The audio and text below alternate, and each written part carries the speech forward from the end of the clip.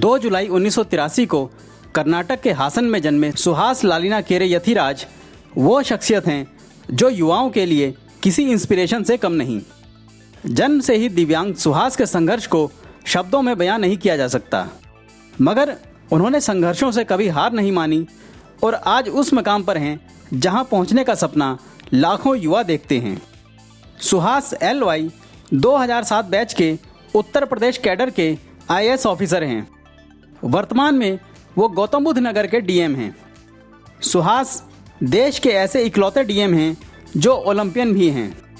वो Tokyo Paralympic में देश का प्रतिनिधित्व कर रहे हैं। वर्ल्ड रैंकिंग में वो दूसरे नंबर के पैरा बैडमिंटन प्लेयर हैं।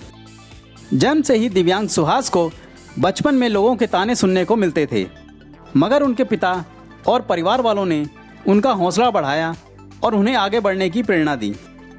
सुहास के पिता की ट्रांसफ़र वाली जॉब थी, जिस कारण उन्होंने अलग अलग शहरों में रहकर पढ़ाई की। बाद में उन्होंने NIT से कंप्यूटर साइंस में इंजीनियरिंग की। वर्ष 2005 में उनके पिता की मृत्यु हो गई। ये सुहास के लिए एक बड़ा झटका था।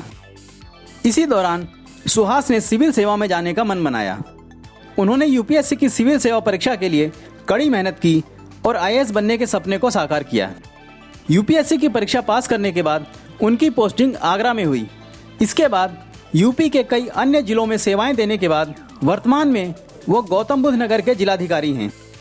प्रशासनिक कार्य करने के बाद जिस खेल को वो पहले एक शौक के रूप में खेलते थे, वही खेल अब उनकी ज़रूरत बन गया है, क्योंकि इस खेल के जरिए भी वो देश का नाम रोशन कर रहे हैं।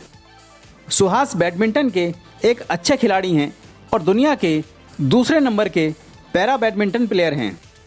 टोक्यो पैरालंपिक में भी देशवासियों को उनसे मेडल की उम्मीद है। सुहास देशवासियों की उम्मीदों पर खरा उतरें, यही सबकी कामना है। Bureau report, news wire. Channel को लाइक व सब्सक्राइब करें तथा बेल आइकन को दबाना ना भूलें।